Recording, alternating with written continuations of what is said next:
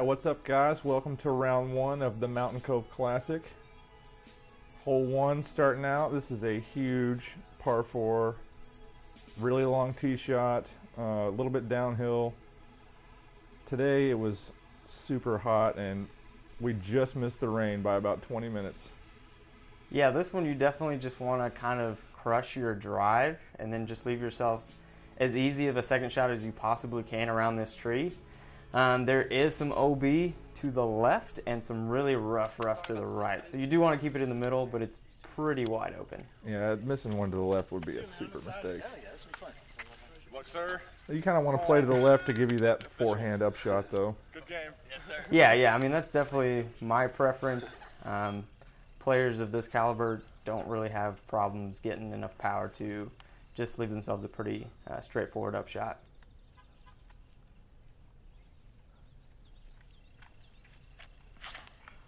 Got my Panama Jack hat on there. Well, this looks pretty good. So, like Snappy said, you're kind of leaking over to the left there to leave yourself a pretty open sidearm shot. Here is John Matlack, the glorious beard as always. Throwing a metal flake turn and he just put it a little too flat and it got the turn. Yeah, and there's that rough over there on the right that we were talking about earlier. It just makes your footing kind of weird. Matt Crider with the destroyer. Chattanooga local here. Put a good move on that one. Yeah, that is center cut. Can't really complain about that. And it's not a problem for these guys, but there's kind of an uphill shelf right in the middle of this fairway, and you guys are definitely way past it, but that could make for some tough footing as well. Patton also putting a smash out there. Good flat on a destroyer. Yeah, Patton was a Chattanooga local. Now he's in Knoxville, but hopefully he'll be back someday. I always love seeing Patton in town. Yeah, that kid's coming up. He's a great putter, got good mental game. He's going to be one of the next top pros from this area. Yeah, Patton's focus is pretty ridiculous.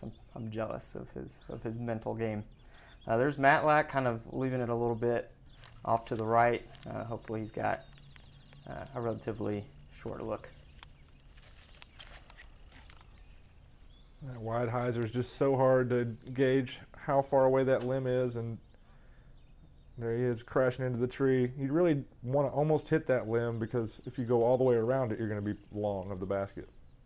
Yeah, and Crider doesn't really sidearm that much, which is why he probably chose to go with that hyzer. I'm surprised Patton went with the hyzer, but it looks like missing tight side of the tree is not that bad.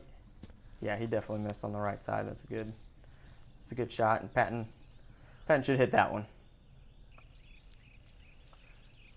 I'm throwing a sidearm, something I've been practicing a little bit more lately. Looking good, leaving it high, plenty of time to get over there.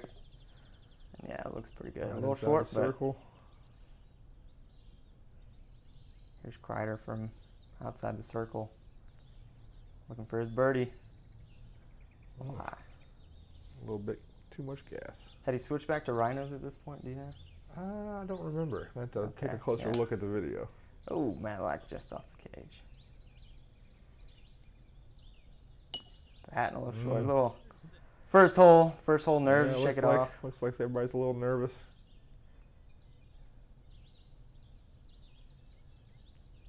Oh my God. Yeah. That's the first hole. First hole jitters, yep. But you can. I mean, this isn't a terrible 4. I mean, it's definitely one, especially if you have the arm for it. It's one that you really like to get. For someone like me, I'm pretty happy walking away with a 4. I just don't want to take a 5.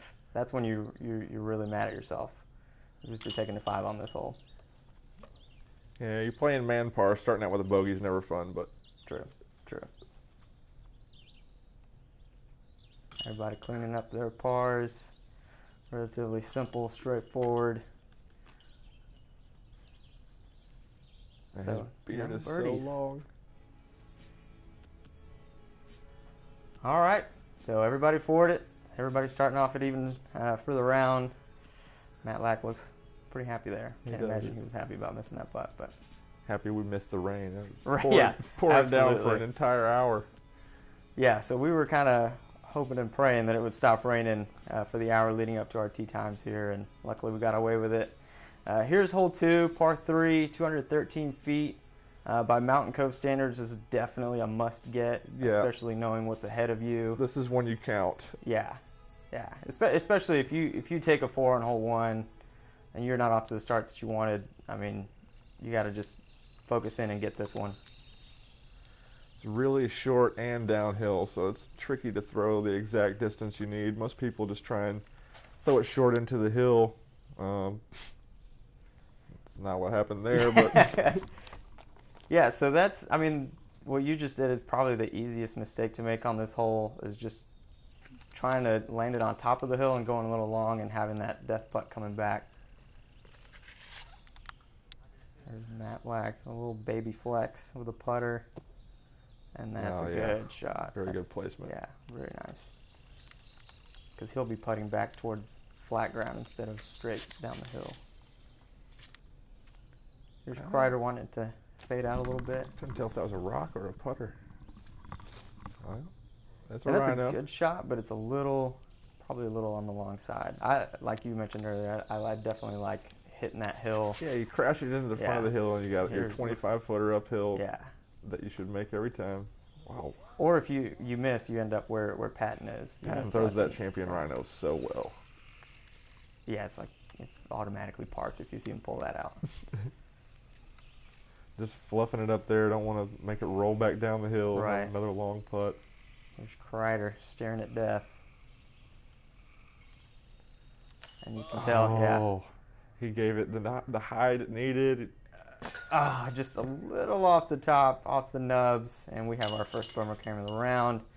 There's Matlack cleaning up the birdie, making up for hole 1, and he'll be happy with that.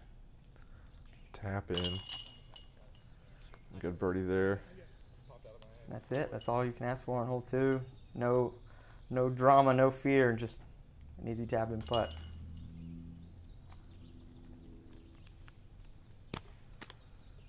All right, we got some action on the scoreboard.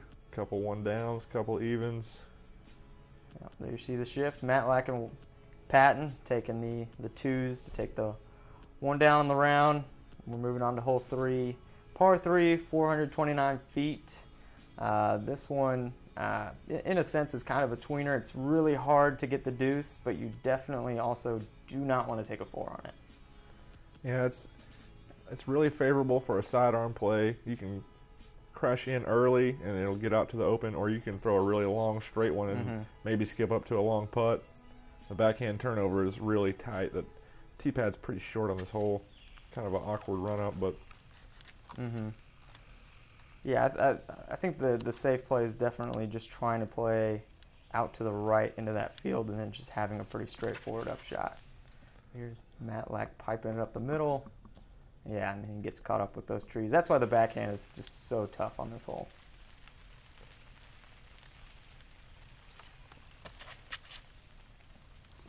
that's pretty good. If it just stays clean. Yeah, he's got a nice unobstructed upshot there. Made it all the way down to the end of the tunnel. Yeah, he made it far enough to where there shouldn't be any issues. What are you throwing here? Throwing an old Champion Edition T-Bird, trying to get some late flip on it, but A little early. I'm not a fan of this T-pad. They did they did some work on it before the tournament, but it's getting closer. It's almost there. Right. Crider catching that early tree, and that tree scares me. Backhand, forehand, doesn't matter. That's the tree you got to miss. You take a 4 if you hit that one. Almost sneaking it out there. Yeah, caught that last little clump. And Crider's kind of in that area where you want to be off the tee, out there in that field. You had a little bit of a window there. Yeah, I missed it just bad enough to get to the early sidearm gap.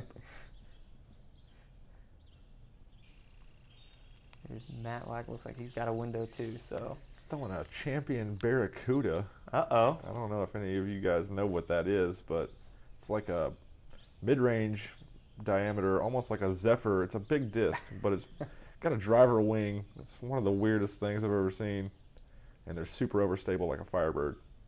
Oh gosh. Oh man, Matlack with the spitter. These baskets can be temperamental, but you know that's one you just got to have. And there's Patton putting in for his par.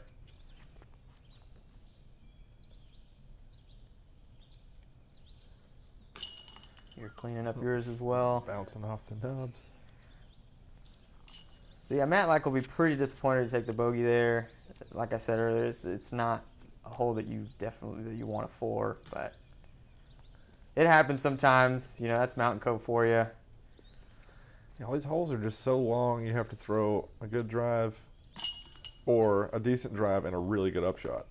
Yeah, and Crider, like you said, you know, you hit that tree, you're taking a 4. So he's probably happy he's not taking a 5 after being as short as he was. So Patton taking the box there. Disc Mountain. Disc Mountain, shout out to one of our sponsors, Disc Mountain, Johnnie Snyder, who also ran the tournament. So big thank you to Johnnie and Kevin Turner, of course. Those two guys are really keeping Chattanooga disc golf alive and well, and making sure that we're having tournaments in our area. So hole 4, par 4, 729 feet. On this one, if you've got the power, you can kind of cut that corner. It's not worth it though. Yeah. You really just want to throw one out nice and straight and keep it in the dead center, and hopefully you can see the basket on your second shot. Absolutely. You do not want to be left. Yeah, missing right is all good. You can take a 4, missing right, but crushing into those woods, you're just pitching out. It's nothing but briars and. Yeah, so Patton with pretty what good. Really is an ideal shot. I mean, In the center. Yeah. Close to that mowed path, so he doesn't have to walk in the tall stuff. Ripping out a big hyzer here. That's around the corner. Yep. Should be looking at the basket.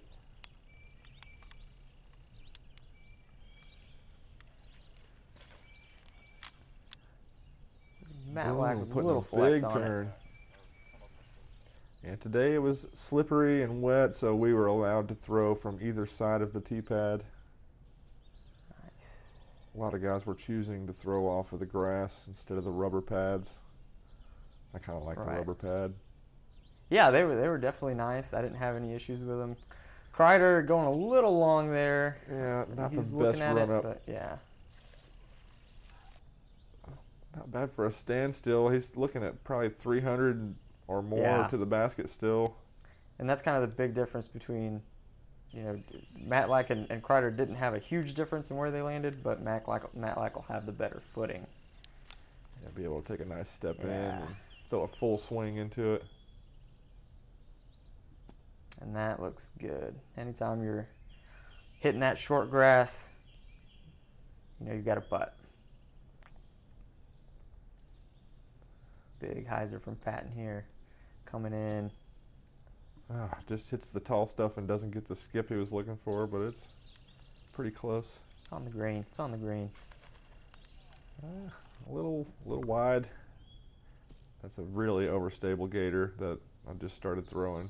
That's the nice thing about those little overstable discs. You get that forward bounce sometimes. There's Crider going over the top. See if you can get yourself going here with a good putt. Almost just off to the left. Patton cashing in. Oh, got our first nice cam. About 35 feet. Yeah, right at the circle's edge. Hitting that birdie. Matlack lining up like Brad Hammock. Yeah. Tossing it right in there. Worried about another spit through like the last hole. I don't know if it was this tournament, but I heard Matlack kind of talking about his putt at one point, where sometimes if he just feels like it's not quite dialed, he'll pull that Brad Hammock and kind of make sure that his shoulder is in the right position, so that he kind of ensures that he is taking the right side of the basket out of play. Yeah, he feels like if he lines it up that way, there's no way he can extend past the right side. He's only going to miss the left. We talked about it for a long time. So Patton and Matlack taking the birdies. Patton holding down the lead. 2 down to 1 down.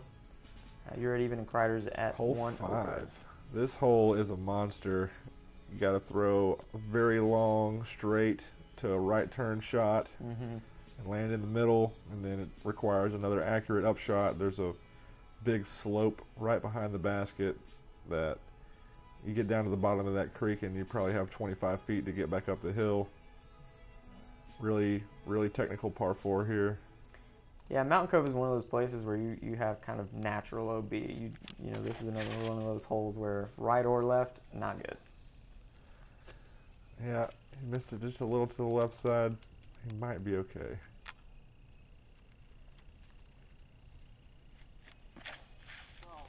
Oh, a little bit of an early release there from Matlack.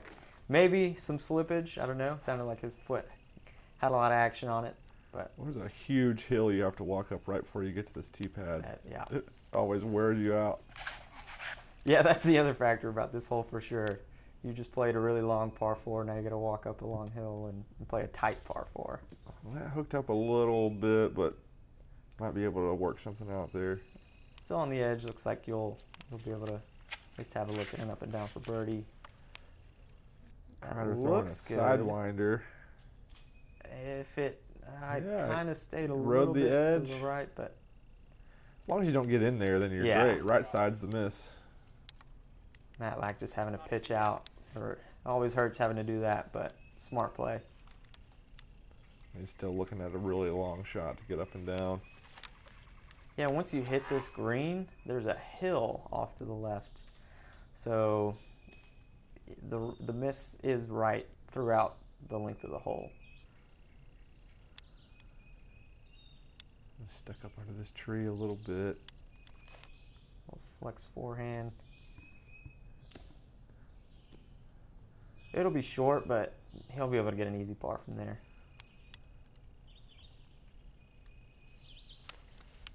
Another standstill approach. This one looks a little bit high. And he's trying to bring that ditch into play, but it looks like he got caught up there. And whenever you're spread out on that patent pending stance, your disc is going to hook up a lot more than you intend it to because you can't generate the same power. It's tough to throw a flippy enough disc to throw a turnover shot from that stance. Right. Nice up shots from you. Matlack there. Here's Patton. Ooh, looks like he gave it a run there. That little baby run. Stayed up on the hill, so he'll be good on his putt. Crider did end up bringing that ditch into play, so now all of you can see it if you... It's got to pitch up. Yeah. Boom. Cashing it in. It's a good par.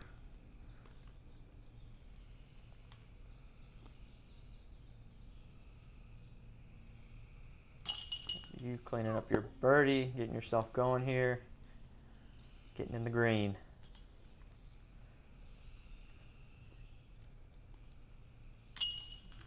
Tapping her in.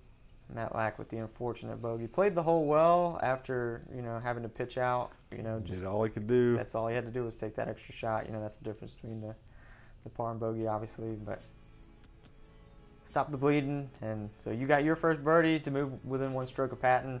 Matlack will head back down to even, and Crider's still sitting at 1 over. Just hasn't really gotten himself going yet.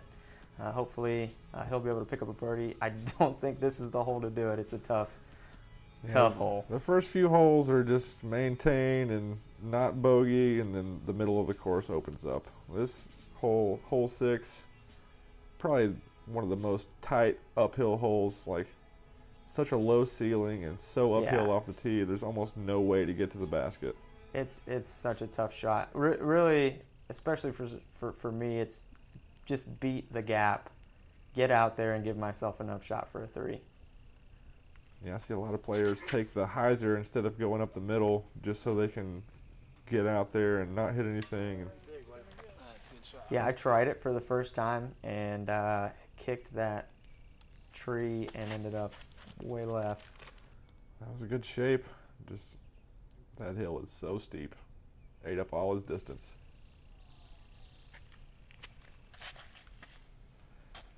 You want to throw it high, but that tree limb is just saying no way. It's framed for you to throw it right into the hill. Throwing that turn, getting to flip up. That's a pretty good pull. Yeah, that's a good play from Matlack there, throwing something flippy that'll kind of ride a little bit longer up the hill. Oh, kind of burned that one. I think I called him on a foot fault, but no one seconded it. He stepped right on his disc, but not too much. Right. Nobody was really paying attention.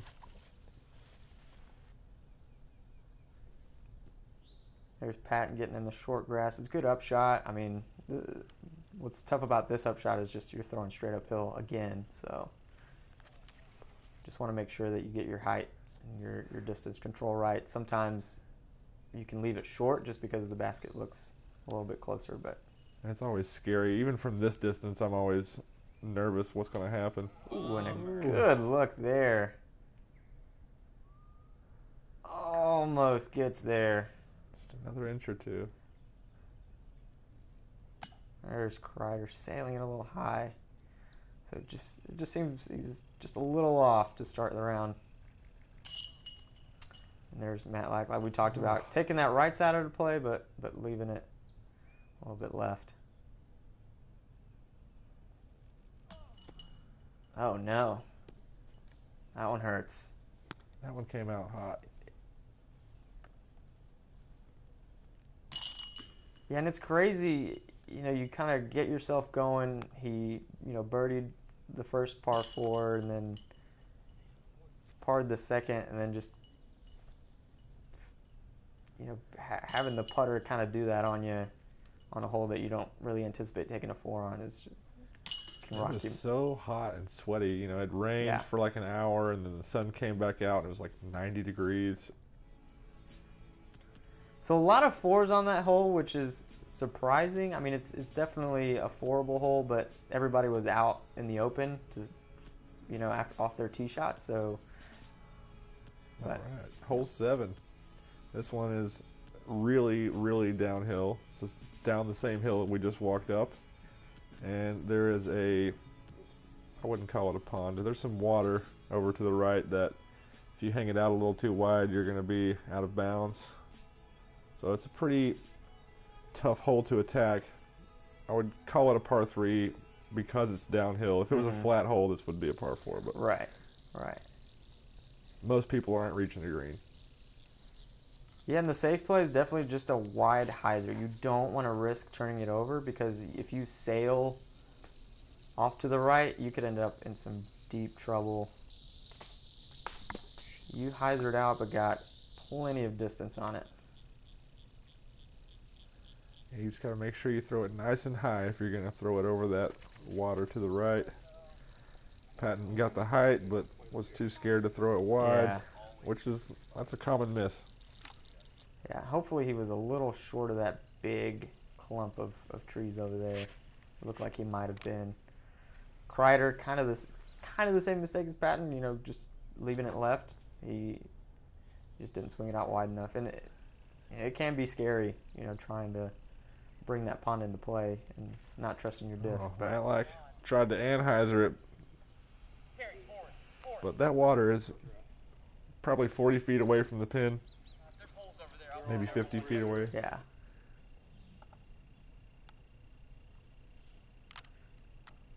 Yeah, that water's in the perfect spot to be in play.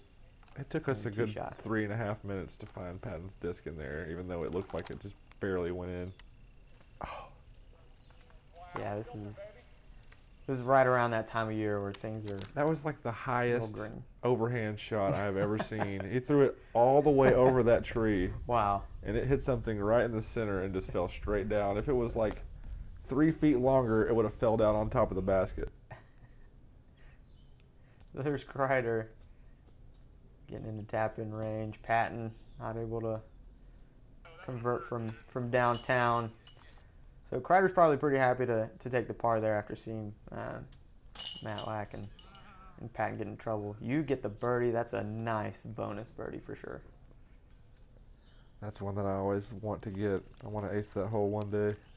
That would be a beautiful ace. I would definitely say this is a signature hole at Mountain Cove. If you say Mountain Cove and people have played it before, they're probably thinking about this hole. The basket would explode. If we really, I think you'd knock it over, yeah.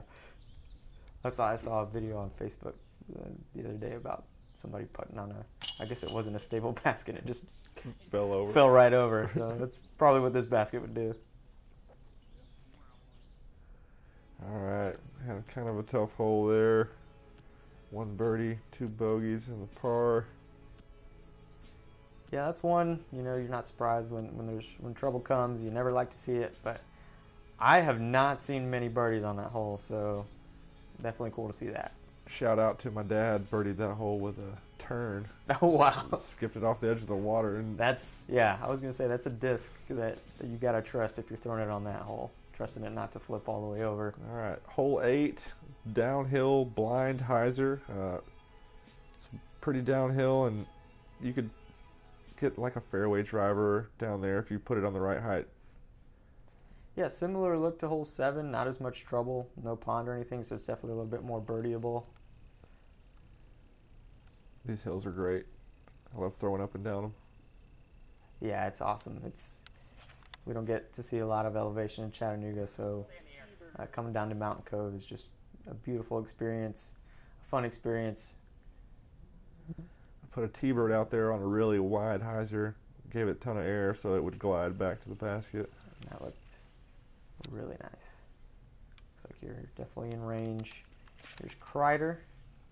Looks like he's throwing a destroyer. Pretty good line. Yeah. Hanging out, and let's see. Oh, man. Wow. Thought I Great might have shot. jumped in there for a second. Beautiful shot.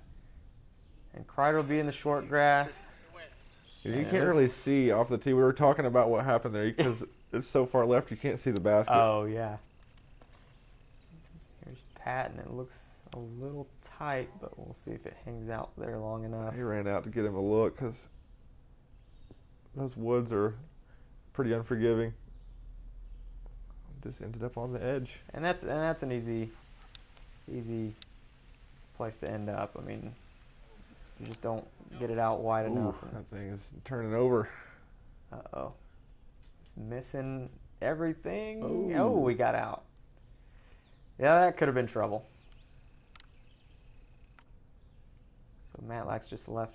Routine up and shot. down. Yep. About 140.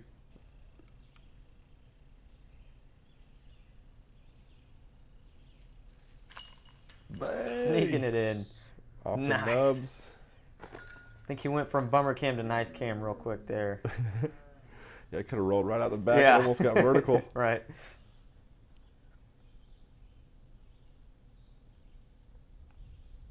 Here you are cleaning up. Yep. The old 1, 2, 3. And I mean, heading into hole 9, having 7 and 8 in your pocket is a nice bonus. For sure. Yep.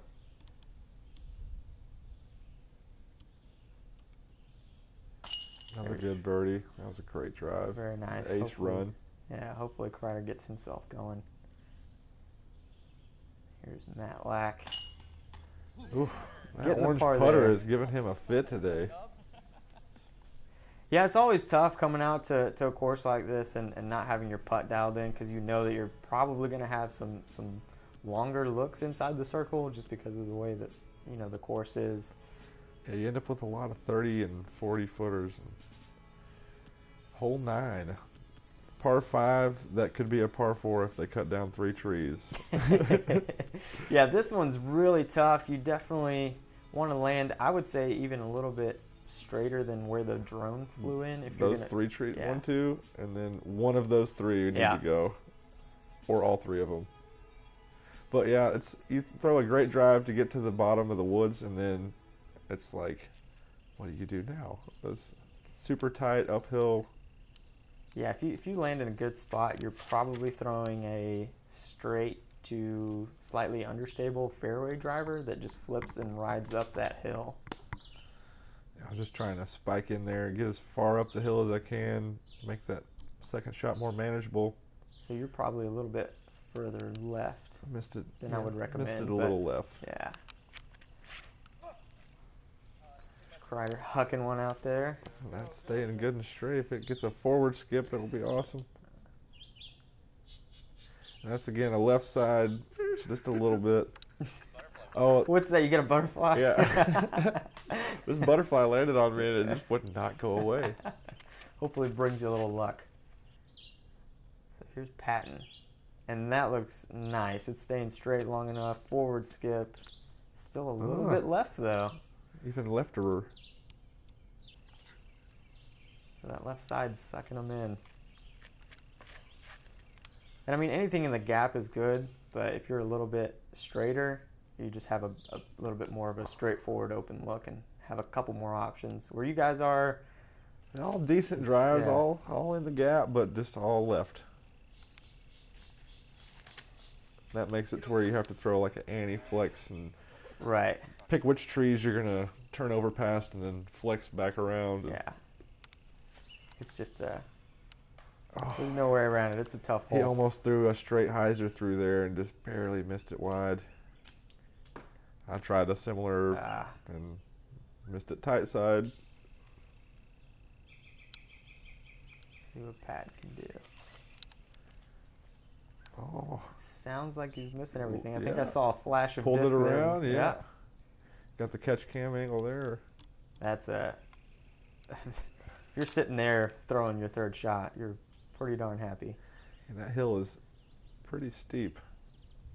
There's Crider getting out in the open. So yeah, after Patton, you guys are definitely just trying to get out there in the open, give yourselves a look at the birdie. Ooh, I took a big skip. Hit the short stuff and jumped into the blackberries. Matlack. Yep, it's a good upshot there from him. See if Crider can hit a long look here. He hasn't. Oh. And don't roll. All right. That was about 40 feet. Not a gimme, but one that you want to make. There's Patton with the mountain in the background. With That's the eagle. That's a great three. I mean, just Takes 2 great shots. yeah. 3 great shots. You got to make the putt too. Right. Yeah, from where he was at, for sure. He wasn't parked. And, good for him, kind of bouncing back. I was worried that those flags were OB, but they were not. And I had my legs in the blackberries, couldn't really follow through the way I wanted to. There's Matlack with the birdie. Good for him, give himself a nice easy putt. Try and get some confidence rolling again. 5 never feels like a par. Don't care what hole it is. Right. For sure. And like you're saying, I mean, this is close to being a par 4, just save for a couple trees, so you feel good about the 4 in a sense, and that'll do it for part 1 of round 1. We've just You can catch this on Howard Disc Golf, and we will see you soon for the back 9 coverage.